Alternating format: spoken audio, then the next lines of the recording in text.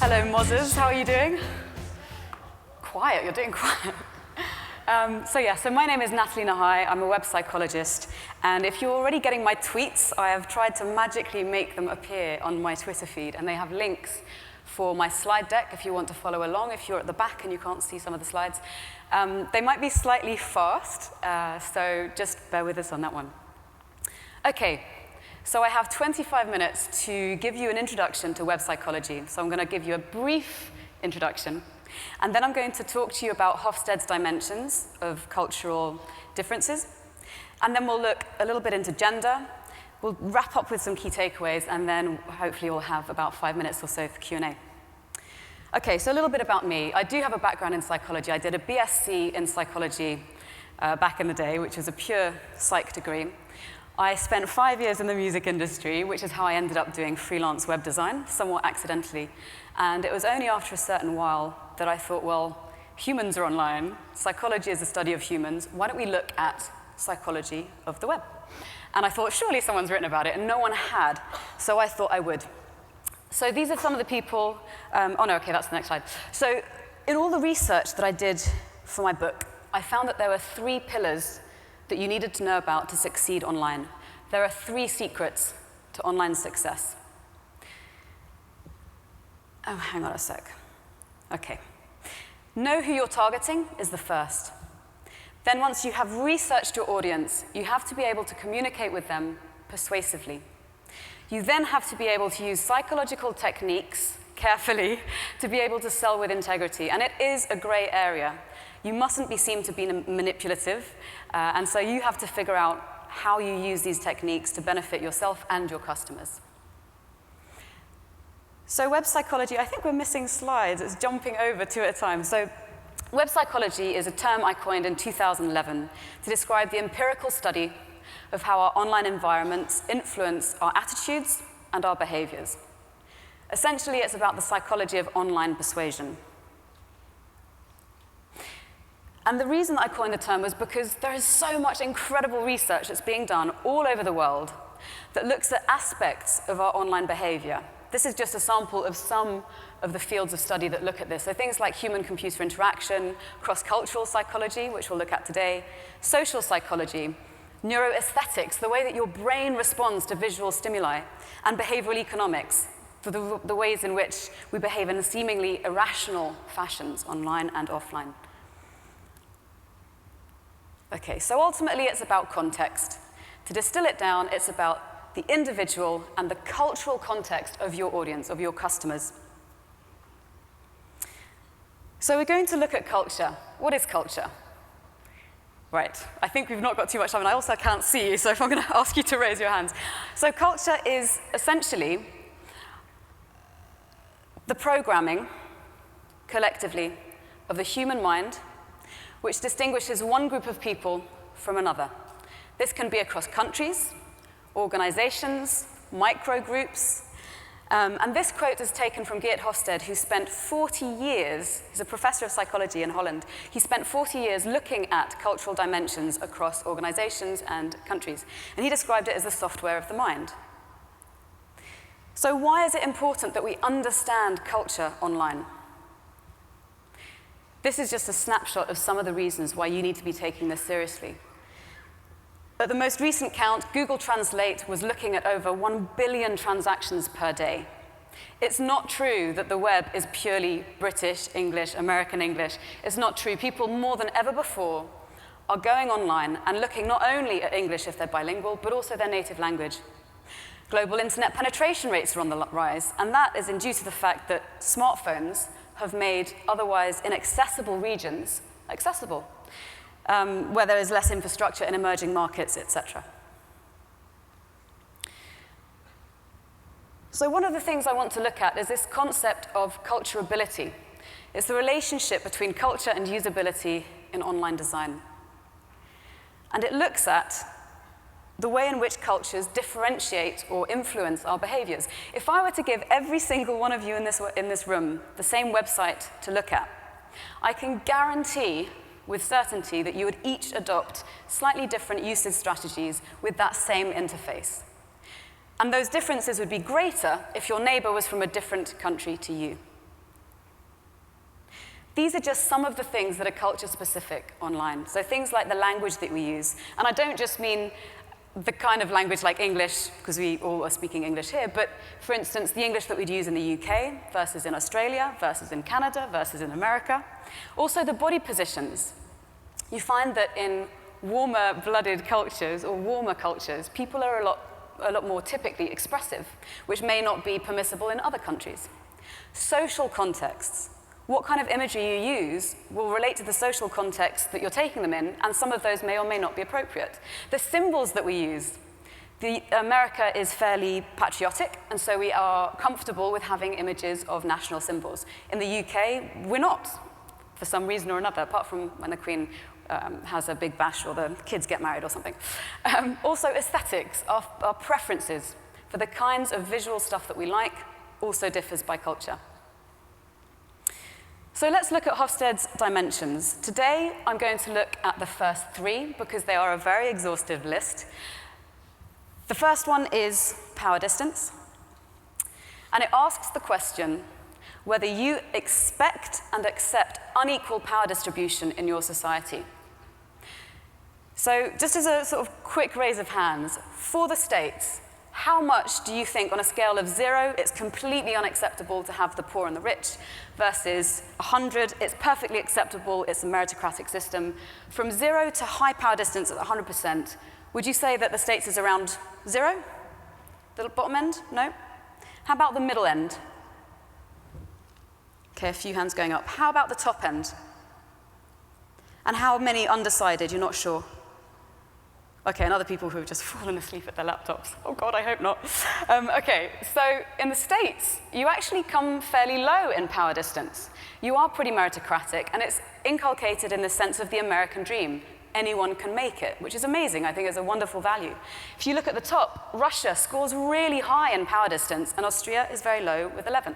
Scores are out of 100 for this dimension. So what do you do with this information online? There are 5 key things. Number 1, emphasize order in your website if you're going for a high power distance culture.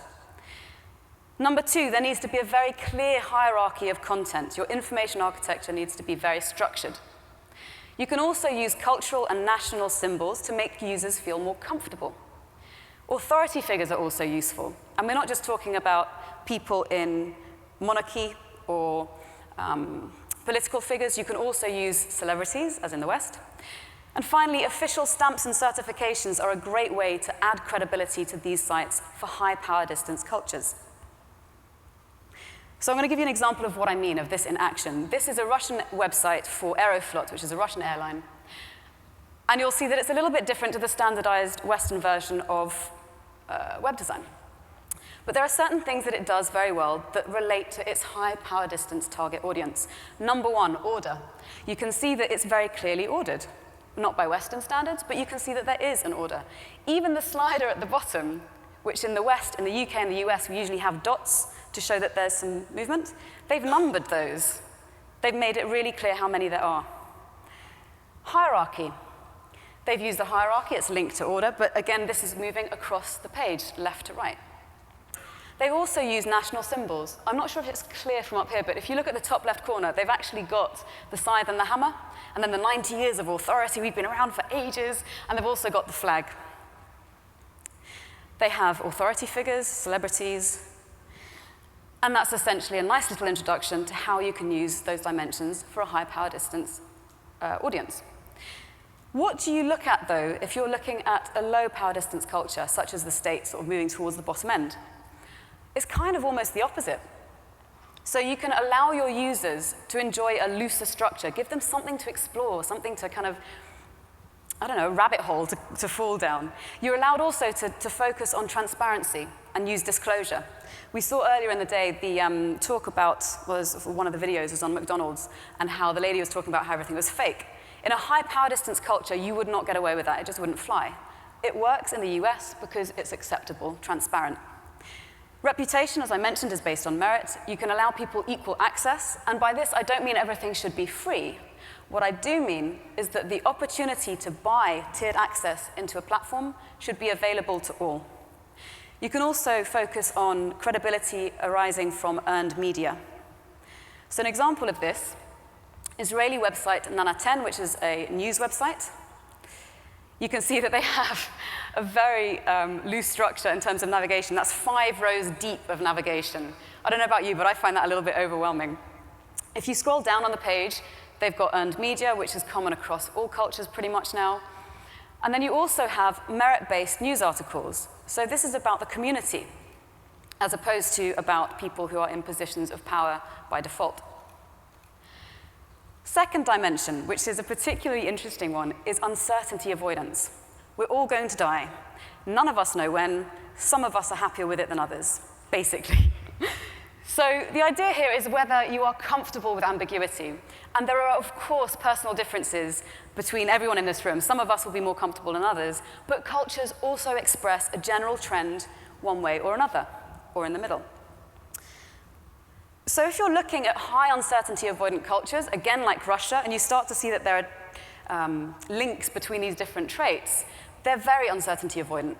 The USA is quite low. You'll find that those countries which seem to give out the most innovation and take the greatest risks score very low on uncertainty avoidance.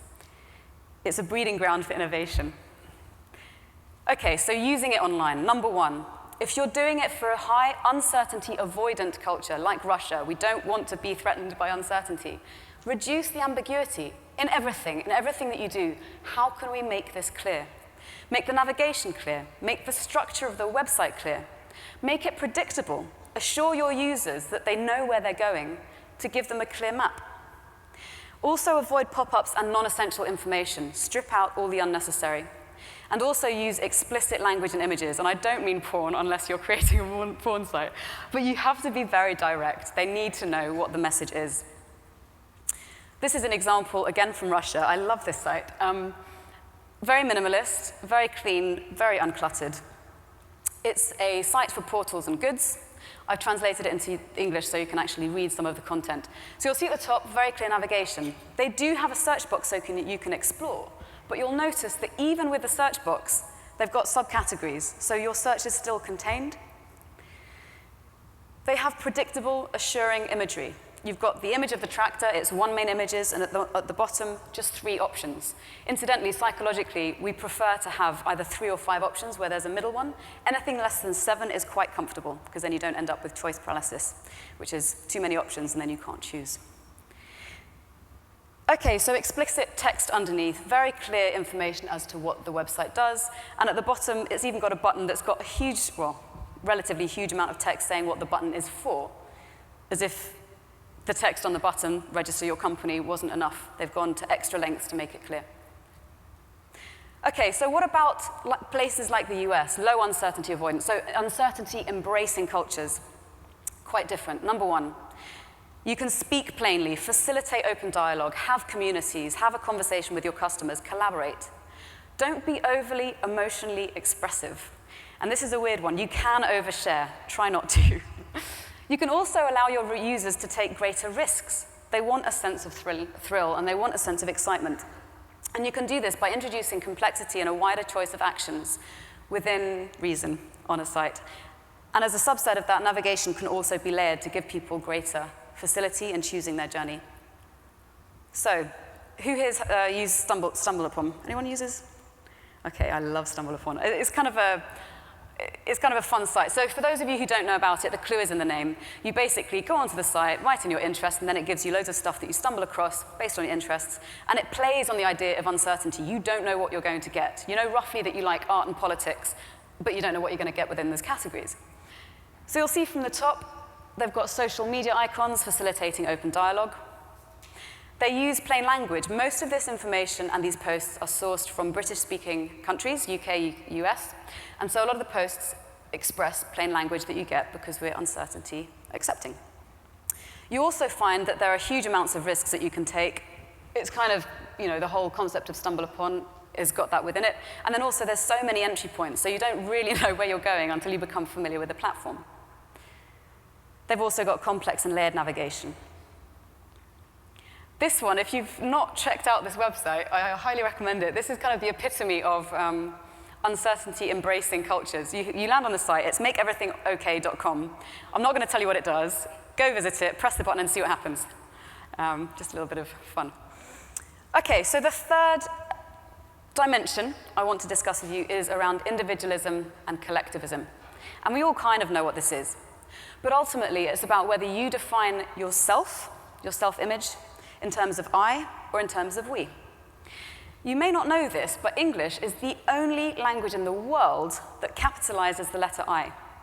We believe our singular selves to be so important that we capitalize it over anything else. We isn't capitalized, us isn't capitalized, but I is. Not any other language does that. So this is where the US rates, pretty individualistic. Spain is midway, and China, as one would expect, is quite collectivist. So what does this mean online? So for the States, for highly individualistic societies, number one, key motivator for individualistic societies is that our personal achievements, or the promise of personal accomplishment, motivates our actions. If I can be better, faster, richer, sexier, I'm going to do that action in order to get myself there. Second one is around difference and novelty. Individualistic societies kind of give us the sense that we want to step out and be seen and be heard, be celebrities. So if you can give people a way in which to experience something that is other than the norm, they're more likely to take part, which is where the competition and the excitement comes in. We like a good challenge. It's very goal-oriented.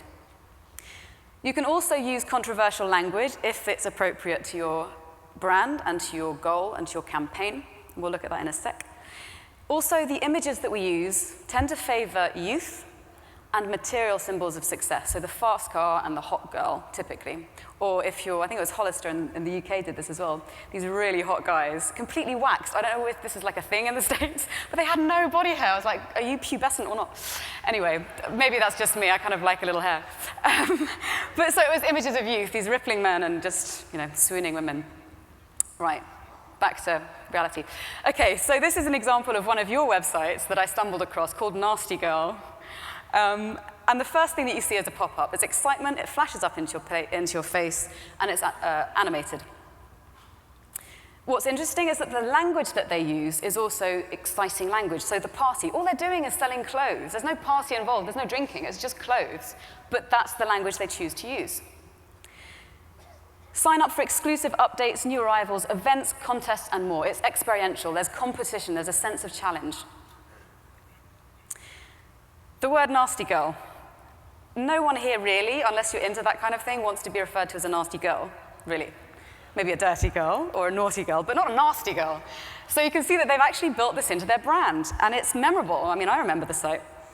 You also then have images of youth, and it's individualistic. It's instead of like checkout or bag, they've got my tote, so it's mine. There's a sense of ownership. Also, you have exciting language again, so I'm going to read this out for you if you can't read it. Soak up summer and give your retinas a thrill with eye-popping swimwear and unexpected streaks of color. Do you see how this stuff kind of permeates everything online? Okay, so highly collectivist. What happens if we're a we culture? Well, start engaging the community. Respect their moral tenets and their traditions and their status, because it reflects a tribal identity. You have to be very careful with your use of imagery. In many collectivist cultures, and I don't necessarily agree with this or not because of my background and my culture, it's not permissible to show images of women. There can be very strong gender differences, so you have to be careful of that. And also the other one is that sometimes examples of people smiling too much can be seen as inappropriate. So do your research.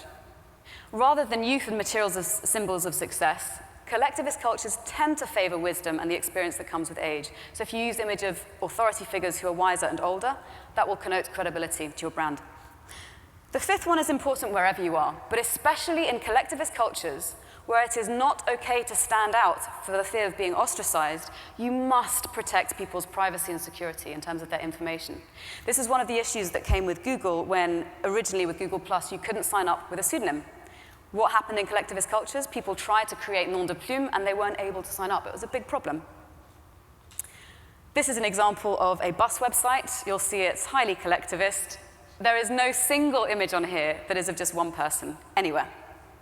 And also there's a nod to the favorite color red, which connotes positive things such as wealth and luck. Okay, I'm going to move from individualism into a little bit of gender.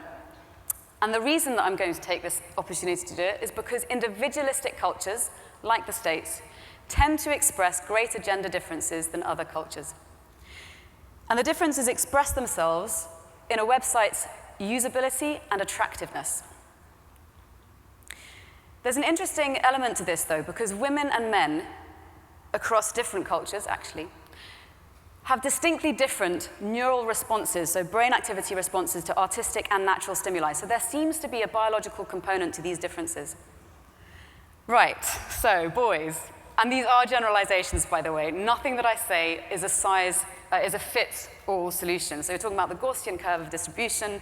Probably about 70 to 80% of people this will apply to. There will always be outliers. So bear that in mind. So generally, research has shown that men really like review sites, and they express this from the age of 7. So there is something there. It's not just cultural. You're also the heaviest users of videos and games. Women, on the other hand, tend to be predominantly more social. They're the heaviest users of email, social sites in general, although that does vary per type of site, and instant messaging. An interesting difference between men and women, probably the most interesting, is the way in which we perceive risk online. Risk is one of the biggest barriers to buying stuff, to buying into what someone has to say, or to parting with money. Men, in general, tend to be less concerned about privacy. They are happier parting with sensitive information, in general, such as their phone number, their home address, their real name, and they are more likely to blog with their real name. Women, on the other hand, it's a different picture. Back in the day, when online shopping was fairly new, we perceived it as more risky. This is starting to change, but we are still skeptical of online information. We are much more likely to blog anonymously. And when I did some research around this, because I blog and I have female friends who blog, the unanimous response, I'm sad to say, was that women who get trolled tend to get trolled in a hypersexualized way, which men just don't seem to get. So there is an element of sexual harassment that translates online. And actually, the digital guys, you're all wonderful, so I'm sure this doesn't happen from you. But this is something that happens online, and we have to be aware of it. Women are also, therefore, less likely to provide accurate information when pushed for it. Okay, who is this for? Man or woman? Man, of course. All right, so just a few things to pull out here. As a general rule, men, obviously, seem to prefer flashy, interactive, and animated sites. And I'm not saying that women don't like this, because I do like this. I like the odd game. But the degree to which you build this into your websites is pretty extreme. It's also very goal-oriented and gamified, and there tend to be many sub-levels. In comparison, I know these are slightly different sites. This is e-commerce. This is a woman's site. So, generally, research suggests that women seem to be attracted more to a website's colors. Now, there is something interesting here biologically. You've got rods and cones in the back of your eyes. The cones are what perceive color. Typically, most people have 3. We're trichromatic. People who are colorblind, typically male, tend to have 2. And some women, this doesn't happen in men, have 4, so tetrachromatic. Tetrachromats see millions more colors than the rest of us. And they did this study with rhesus monkeys. Rhesus monkeys or macaques? I can't remember. Anyway, they did this amazing study with monkeys, the females of which could see color and the males couldn't. They genetically engineered them so that the males would see color, and they found that their foraging behaviors changed. Typically, the females would forage because they could see red, and that was what they were foraging. The males couldn't. As soon as they could see color, their physical behaviors changed. So there is something to this that is pretty hardwired. We also prefer clean and uncluttered websites as a general rule. This also, I have to say, in the UK, seems to appeal to male designers. I wonder if there's a link between this and neurochemistry, so a high level of estrogen, which you also get in footballers, very strategic. Anyway, we also prefer fewer subpage levels. Key takeaways, because I'm on my last minute. There are 3 main things that I would like to really drive home to you. Number 1, whatever you are doing, whether it's SEO, marketing, design, whatever it is, you have to apply scientific rigor to your design and decision-making processes. Most of you do this anyway, but just start from a foundation of research, of psychographic information, and it will launch you much further, much quicker, so that you can then make the best use of what tools you have in your relevant discipline. Number 2, if you are going for a global audience, and not everyone is, you have to be culture and gender sensitive. You should always research your audience, even if it's just your own culture. And the golden rule, research your audience, test your hypotheses, analyze the results, and that will create amazing evolution of whatever it is that you're doing, and it will fast-track you in the quest to succeed online. So I'm going to take questions, but before I do, these are some of the references. You're very welcome to check them out. There's some further reading and some videos. If you want to find some goodies, and also my slides, which you can download, go to the link at the top. You're also welcome to read my book, and you can tweet with me, and I'll be at the party drinking tonight, so I will be open there for questions. Yes, so do we have time for some questions? First, we clap. Thank you.